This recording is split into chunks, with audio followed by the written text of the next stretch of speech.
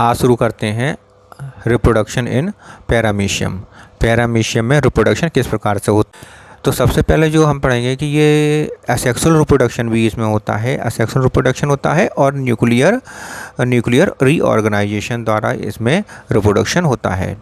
Paramecium में asexual reproduction जो होता है वो ट्रांसवर्स बाइनरी फिशन द्वारा होता है, और ट्रांसवर्स बाइनरी फिशन जो होता है एक कॉमन फिशन होता है। और इसमें ट्रांसवर्स का मतलब होता है कि इसमें जो पैरामीशिया है वो ट्रांसवर्सली कट ऑफ हो जाता है और दो पैरामीशियम बन जाता है, डिवाइड होता है। और बाइनरी फिशन का मतलब होता है कि एक पैरामीशिया से दो पैरामीशिया इसमें बनते हैं। और ये जो ट्रांसवर्स बाइनरी फिशन की क्रिया है ये फेवरेबल कंडीशन में होती है, जैसे कि यहाँ पे दूसरे नंबर पे लिखा हुआ है कि ये फेवरेबल कंडीशन में होती है। इसके बाद आता है कि माइक्रोन्यूक्लियाई जो होता है इसमें वो माइटोसिस विधि द्वारा डिवाइड होता है और टू डॉटर माइक्रोन्यूक्लियाई इसमें बनाता है, जबकि मैक्रोन्यूक्लियाई जो है वो इलोंगेटेड हो जाता है पहले, उसके बाद ये एमाइटोसिस विधि द्वारा टू डॉटर मैक्रोन्यूक्लियाई बनाता है। अब देखते हैं इसमें कि डायग्राम द्वारा क्या दिखाता है। डायग्राम में ये ट्रांसवर्स बाइनरी फिशन में कौन कौन से स्टेप्स हमें पैरामीशिया के अंदर दिखाई देते हैं, तो स्टेप बाय स्टेप हमें से समझना है। तो पहला जो हम सबसे देख रहे हैं पहले डायग्राम में कि पैरामीशिया पेरेंट पैरामीशिया है। ये क्या है? पेरेंट पैरामीशिया है जिसमें सभी प्रकार के सेल ऑर्गेनेल्स उपस्थित हैं। मैक्रोन्यूक्लियस भी है, micronucleus, contractile vacuoles, oral groups, cytopharynx सभी है। साइटोफेरिंक्स का होता है यहाँ पे नीचे की तरफ साइटोफेरिंक्स भी मौजूद है। अब इसमें जब ट्रांसवर्स बाइनरी फिशन की क्रिया होगी तब क्या होगा कि मैक्रोन्यूक्लियस जो है वो इलोंगेटेड हो जाएगा, जैसे कि डायग्राम में दिख रहा है ये इलोंगेटेड हो जाता है, मैक्रोन्यूक्लियस इलोंगेटेड हो जाता है और इलोंगेटेड होकर एमाइटोसिस की विधि द्वारा एमाइटोसिस डिवीजन द्वारा दो भागों में डिवाइड हो जाता है, दो भागों में बंट जाता है, दो डॉटर मैक्रोन्यूक्लियस बना लेता है। इसी प्रकार माइक्रोन्यूक्लियस जो कि एक छोटा सा इसमें दिखाया गया वह स्मॉल होता है। माइक्रोन्यूक्लियस में ब्लू कलर से दिखाया गया है। माइक्रोन्यूक्लियस में डिवीजन माइटोटिक डिवीजन होता है। माइटोटिक डिवीजन द्वारा ये टू डॉटर न्यूक्लियाई में बट जाता है और एंटीरियर पैरामीशिया की तरफ, और एक दूसरा डॉटर माइक्रोन्यूक्लियाई पोस्टीरियर पैरामीशिया की तरफ चला जाता है, पोस्टीरियर भाग की तरफ चला जाता है। मैक्रो और माइक्रो दोनों न्यूक्लियस में डिवीजन हो जाता है और डिवीजन होने के पश्चात इसमें दोनों बने हुए डॉटर न्यूक्लियाई अपोजिट पैरामीशिया की तरफ या अपोजिट भाग की तरफ, या हम कह सकते हैं एक एंटीरियर की तरफ और एक पोस्टीरियर की तरफ चला जाता है। इसके पश्चात जो साइटोफेरिंक्स है वो तो डिसअपीयर हो जाता है और साथ ही साथ ओरल ग्रुप भी डिसअपीयर हो जाता है, क्यों इसमें फीडिंग की क्रिया रुक जाती है। इस वक्त फीडिंग की क्रिया नहीं होती है, अर्थात ट्रांसवर्स बाइनरी फिशन के समय पैरामीशिया फीडिंग नहीं करता है, क्योंकि उस वक्त उसका ओरल ग्रुप और साइटोफेरिंक्स वो डिसअपीयर हो जाता है। इसके पश्चात बॉडी के मध्य भाग में एक ट्रांसवर्स फरो बनती है, यहाँ पर इस जगह पर ट्रांसवर्स फरो बनती है। और ट्रांसवर्स फरो बनने के कारण क्या है कि एंटीरियर भाग और पोस्टीरियर भाग दोनों भागों में एक एक कॉन्ट्रैक्टाइल वैक्यूल रह जाती है, जिस कारण एंटीरियर भाग में एक नई कॉन्ट्रैक्टाइल वैक्यूल का निर्माण होता है, न्यूली फॉर्म्ड कॉन्ट्रैक्टाइल वैक्यूल बनती है। ऐसे ही पोस्टीरियर भाग में भी एक न्यूली फॉर्म कॉन्ट्रैक्टाइल वैक्यूल बनती है। साथ ही साथ न्यूली फॉर्म ओरल ग्रुप भी इसमें बनने शुरू हो जाते हैं, न्यूली फॉर्म ओरल ग्रुप भी इसके अंदर बनने शुरू हो जाते हैं। न्यूली फॉर्म्ड कॉन्ट्रैक्टाइल वैक्यूल बन जाती है और न्यूली फॉर्म्ड ओरल ग्रुप इसमें बन जाते हैं। ट्रांसवर्स फरो के कारण दोनों पैरामीशिया एक दूसरे से जुड़ी होती हैं और धीरे धीरे ये अलग हो जाती हैं। एंटीरियर भाग से पेरेंट पैरामीशिया के एंटीरियर भाग से बने हुए डॉटर पैरामीशिया को प्रोटर कहते हैं। क्या कहते हैं? प्रोटर पैरामीशिया कहते हैं। और पोस्टीरियर भाग से पेरेंट पैरामीशिया के पोस्टीरियर भाग से बने पैरामीशिया को डॉटर पैरामीशिया को ओपिस्थी कहते हैं।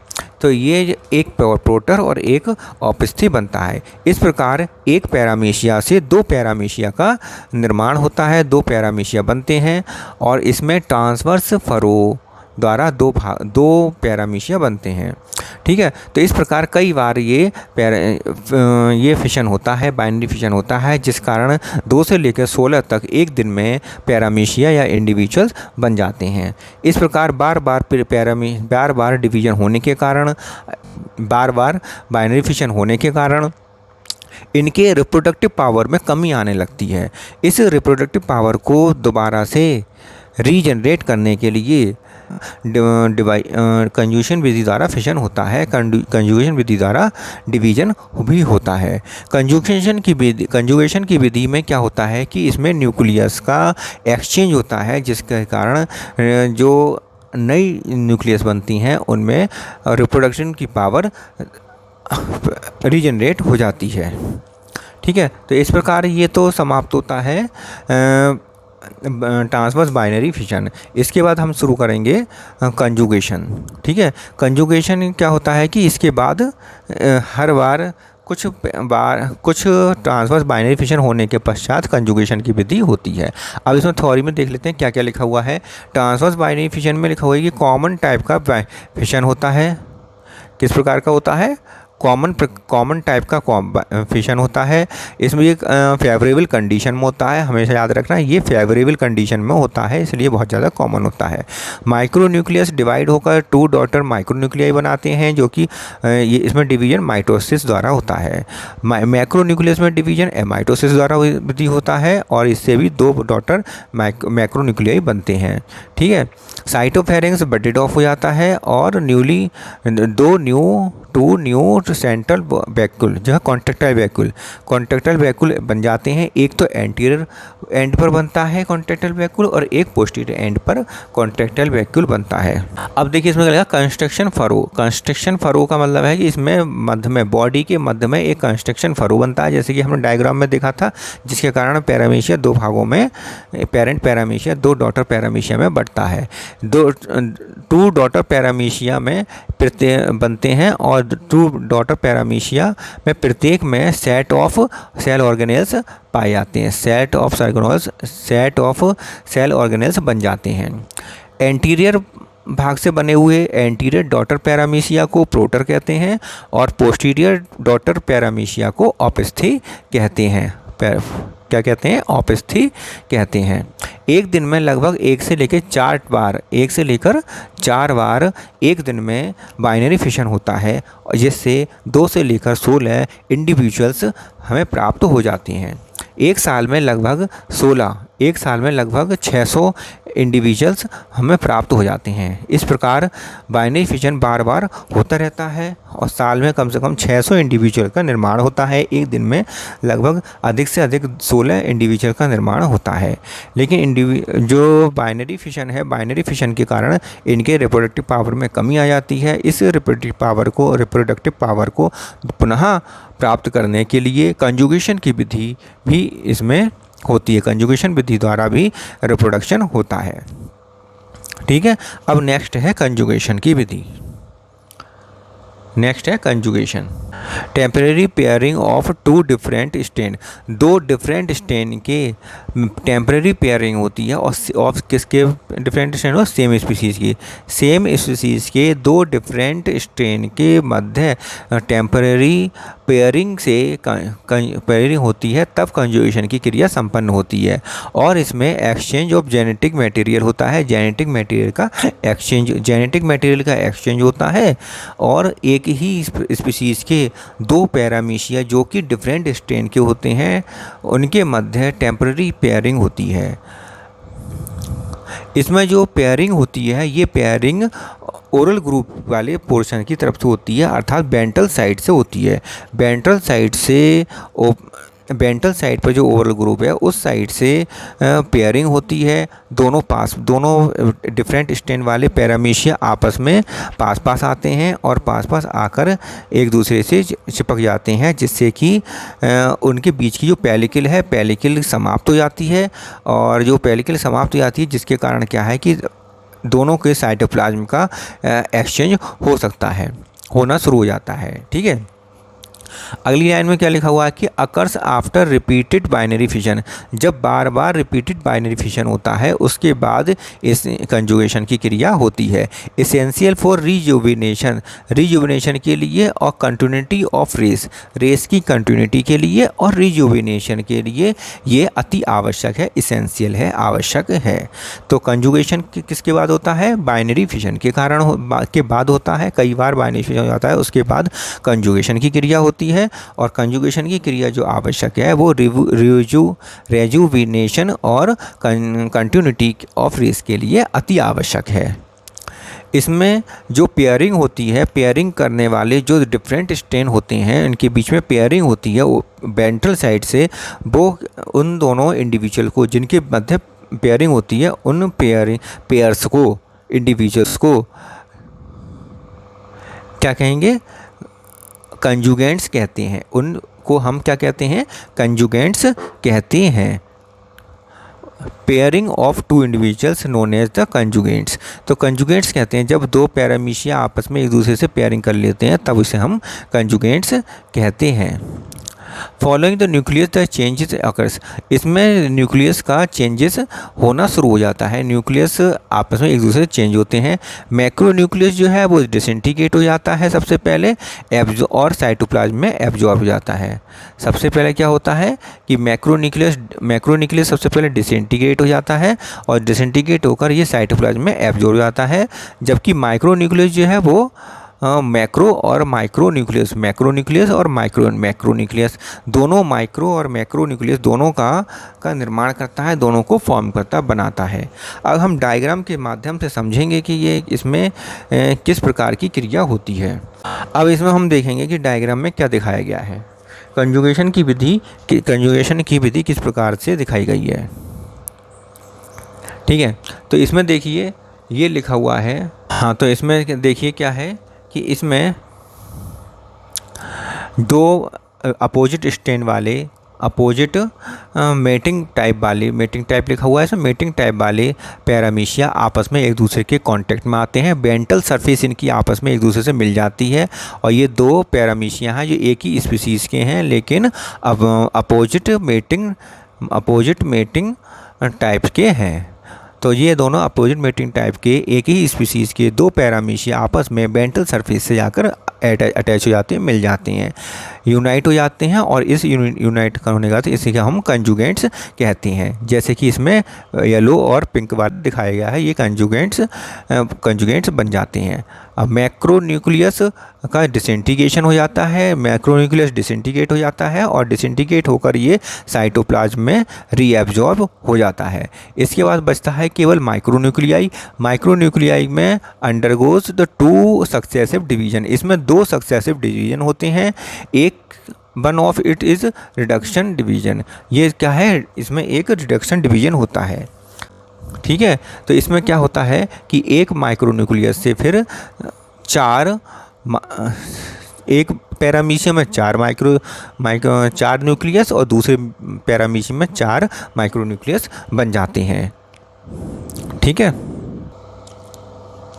अब जैसा कि डायग्राम में हमें दिखाया गया है, इस डायग्राम में हमने क्या देखा कि इस वाले डायग्राम में जो सबसे चौथे लास्ट बना है, इस वाले डायग्राम हमने क्या देखा कि इसमें एक पैरामीशियम में 4 माइक्रो न्यूक्लियाई और दूसरे पैरामीशियम में 4 माइक्रो न्यूक्लियाई बन जाते हैं। इसके बाद 3 न्यूक्लियाई जो है वो डिजेनरेट हो जाते हैं, नष्ट हो जाती हैं। तो डिजेनरेट होने के कारण 3 न्यूक्लियाई डिजेनरेट हो जाते हैं। अब प्रत्येक में से 3 जब डिजेनरेट हो जाते हैं तो एक न्यूक्लियाई इसमें शेष बचा रह जाता है। इसके पश्चात क्या होता है कि मेल प्रो न्यूक्लियस जो इसमें क्या होता है, एक एक बच जाता है। अब इसमें क्या होता है कि प्रत्येक न्यूक्लियस में अनइक्वल डिवीजन होता है। अनइक्वल डिवीजन होने से क्या होता है कि न्यूक्लियस में अनइक्वल डिवीजन होने से क्या होता है, एक बड़ा और एक छोटा न्यूक्लियस बन जाता है। और ऐसे ही पिंक वाले में भी, दूसरे में भी एक बड़ा और एक छोटा न्यूक्लियस बन जाता है, क्योंकि इसमें अनइक्वल डिवीजन होते हैं। प्रत्येक को हम क्या कहते हैं, प्रो न्यूक्लियस कहते हैं। बड़े वाले को फीमेल प्रो न्यूक्लियस कहते हैं, छोटे वाले को मेल प्रो न्यूक्लियस कहते हैं। तो मेल प्रो न्यूक्लियस जो होता है, छोटा वाला जो न्यूक्लियस है मेल प्रोन्यूक्लियस कहलाता है, ये एक कंजुगेंट से फ्यूज़ होगा with the female pronucleus of the other conjugants. अर्थात क्या है कि एक पैरामीशिया का प्रोन्यूक्लियस, मेल प्रोन्यूक्लियस दूसरे वाले पैरामीशिया के फीमेल प्रोन्यूक्लियस से जाकर फ्यूज होता है, और दूसरे वाले का मेल प्रोन्यूक्लियस पहले वाले के फीमेल प्रोन्यूक्लियस से जाकर फ्यूज हो जाता है। ठीक है, तो इस प्रकार दोनों, जैसे कि ये एक प्रोन्यूक्लियस है फीमेल प्रोन्यूक्लियस और ये दूसरे का फीमेल प्रोन्यूक्लियस है, इस वाले का मेल और इसका वाले का मेल प्रोन्यूक्लियस है, तो इस वाले का मेल न्यूक्लियस जो है गुलाबी वाले का वो वो येलो वाले के साथ चला जाएगा फ्यूज होने, और दूसरे वाले का जो है वो पहले वाले के साथ चला जाएगा। इस प्रकार एक दूसरे में एक मेल प्रोन्यूक्लियस दूसरे वाले फीमेल प्रोन्यूक्लियस से जाकर फ्यूज हो जाता है, और फ्यूज होकर क्या बना लेता है, जाइगोट का निर्माण करता है। अब देखिए इस वाले डायग्राम में जाइगोट बन जाता है, इन्हें हम क्या कहते हैं, जाइगोट कहते हैं। ये जाइगोट बन जाते हैं, जाइगोट की फॉर्मेशन यहाँ पर हो जाती है। जाइगोट बनने के पश्चात हम इसे ये दोनों पैरामीशिया जो हैं, जो एक साथ लगे हुए हैं, कंजुगेंट्स हैं, ये कंजुगेंट्स सेपरेट हो जाते हैं और एक्स कंजुगेंट्स बनाते हैं। तो ये दोनों जब अलग हो जाएंगे तब हम इन दोनों को कहेंगे, जब कंजुगेंट्स अलग अलग हो जाएंगे, सेपरेट हो जाएंगे, तब हम इन दोनों पैरामीशिया को कहेंगे एक्स कंजुगेंट्स कहेंगे। कंजुगेंट्स के अलग होने के कारण जो बनते हैं उन्हें हम एक्स कंजुगेंट्स कहते हैं। एक्स कंजुगेशन की क्रिया कहलाती है। तो इसमें एक्स कंजुगेशन की क्रिया द्वारा एक्स कंजुगेंट्स बन गए, येलो एक्स कंजुगेंट बन गया है और पिंक एक्स कंजुगेंट बन गया, जैसे कि इसमें डायग्राम में दिखाया गया है। अब हम पहले पिंक में देख लेते हैं, फिर येलो में देखेंगे, दोनों में एक समान प्रक्रियाएं होंगी। इसमें जो जाइगोट है, जाइगोट में डिवीज़न होता है, 3 सक्सेसिव डिवीज़न होते हैं और इसमें 8 न्यूक्लियाई का बनते हैं। 3 डिवीज़न के पश्चात कितने बनेंगे, 8 न्यूक्लियाई बनेंगे। ये तो पता ही है कि 3 डिवीज़न के बाद कितने बनेंगे, 8 न्यूक्लियाई बन जाएंगे। ये न्यूक्लियाई, इन 8 न्यूक्लियाई में से 3 न्यूक्लियाई तो डीजेनरेट हो जाएंगी। इसमें से कितने डीजेनरेट हो जाएंगे, 3 न्यूक्लियाई इसमें से डीजेनरेट हो जाएंगे और बचेंगे कितने, 3, 1 2 3 तो डीजेनरेट हो गए और इसमें एक बचा, 4 तो बड़े बड़े बन गए, वो तो हो गए मैक्रोन्यूक्लियाई। 4 मैक्रोन्यूक्लियाई बन गए और एक छोटा सा माइक्रोन्यूक्लियाई रह गया। माइटोटिक डिवीजन होता है माइक्रोन्यूक्लियाई में। अब ये माइक्रोन्यूक्लियाई बच गया है, माइक्रोन्यूक्लियाई में माइटोटिक डिवीजन होता है और माइटोटिक डिवीजन से ये 2 माइक्रोन्यूक्लियाई बन जाते हैं और 4 मैक्रोन्यूक्लियाई बन जाते हैं। तो एक एक्स कंजुगेंट्स में 4 मैक्रोन्यूक्लियाई और 2 माइक्रोन्यूक्लियाई की फॉर्मेशन हो जाती है। अब इसमें 2 डॉटर पैरामीशिया बनते हैं। इससे क्या बनते हैं, 2 डॉटर पैरामीशिया बनते हैं। 2 डॉटर पैरामीशिया बनेंगे तो क्या होगा कि 2 तो इसमें 2 डॉटर पैरामीशिया बनेंगे, तो एक डॉटर पैरामीशिया में 2 मैक्रोन्यूक्लियाई और 1 माइक्रोन्यूक्लियाई होगा। ये प्रत्येक डॉटर पैरामीशिया में 2 मैक्रोन्यूक्लियाई और 1 माइक्रोन्यूक्लियाई होगा। अब माइक्रोन्यूक्लियाई जो है इसमें डिवाइड होंगे with the division of the each daughter पैरामीशिया। अब दोनों प्रत्येक डॉटर पैरामीशिया में फिर से डिवीजन होगा और डॉटर पैरामीशिया बनेंगे और साथ ही साथ इसमें माइक्रोन्यूक्लियाई में भी डिवीजन होगा। तो माइक्रोन्यूक्लियाई में डिवीजन होगा तो प्रत्येक में 2 माइक्रोन्यूक्लियाई बन जाएंगे और इससे क्या होगा कि अब इसमें पैरामीशिया में डिवीजन होगा तो इसमें क्या होगा कि एक पैरामीशिया में 1 माइक्रोन्यूक्लियाई और 1 मैक्रोन्यूक्लियाई, दूसरे पैरामीशिया में 1 मैक्रोन्यूक्लियाई, तीसरे में भी और चौथे में भी इसी प्रकार 1 माइक्रोन्यूक्लियाई सब में होगा और 1 मैक्रोन्यूक्लियाई सब में होगा। अब येलो वाले में देख लेते हैं, इसमें भी ऐसा ही है। इसमें भी 3 सक्सेसिव डिवीजन द्वारा 8 न्यूक्लियाई बन जाएंगे। ये 8 न्यूक्लियाई में से 3 डिसअपीयर हो जाएंगे और 4 बड़े हो जाएंगे। 4 बड़े होकर मैक्रोन्यूक्लियाई बना लेंगे। एक अकेला माइक्रोन्यूक्लियाई होगा जिसमें डिवीजन होगा, माइटोटिक डिवीजन होगा और इससे 2 माइक्रोन्यूक्लियाई बन जाएंगे और 4 मैक्रोन्यूक्लियाई होंगे। इसमें एक बार डिवीजन होगा, किसमें डिवीजन होगा, फॉर्मेशन, दो डॉटर पैरामीशिया की फॉर्मेशन होगी, जिसके कारण दो मैक्रोन्यूक्लियाई और एक माइक्रोन्यूक्लियाई प्रत्येक डॉटर में डॉटर पैरामीशिया में बन जाएंगे। अब डॉटर पैरामीशिया में दो मैक्रोन्यूक्लियाई और एक माइक्रोन्यूक्लियाई है, अर्थात इसमें अगर एक पैरामीशिया से दो पैरामीशिया बनेंगे तो फिर क्या होगा कि एक एक मैक्रोन्यूक्लियाई तो दोनों में चले जाएंगे, और लेकिन माइक्रोन्यूक्लियाई में एक डिवीजन होने से दो माइक्रोन्यूक्लियाई बन जाएंगे, ये भी एक एक चले जाएंगे। इस प्रकार प्रत्येक पैरामीशिया में एक एक माइक्रोन्यूक्लियाई और एक एक मैक्रोन्यूक्लियाई बन जाते हैं। इस प्रकार जो है ये स्टेप बाय हमें देखा हमने कंजुगेशन की क्रिया किस प्रकार से होती है, कंजुगेशन की क्रिया किस प्रकार से पैरामीशिया के अंतर्गत होती है। तो इस प्रकार के करने से इसमें रिजर्वेशन की पावर आ जाती है, और साथ ही साथ इसमें क्या होता है कि इसमें कंटिन्यूटी ऑफ रेफ और रिजुविनेशन की पावर इसमें आ जाती है। तो इस प्रकार क्या है कि इसमें ओज बन जाती है, इसमें रिजुविनेशन की पावर आ जाती है। तो ऐसा कई बाइनरी फिजन होने के पश्चात एक बार कंजुगेशन की क्रिया होती है।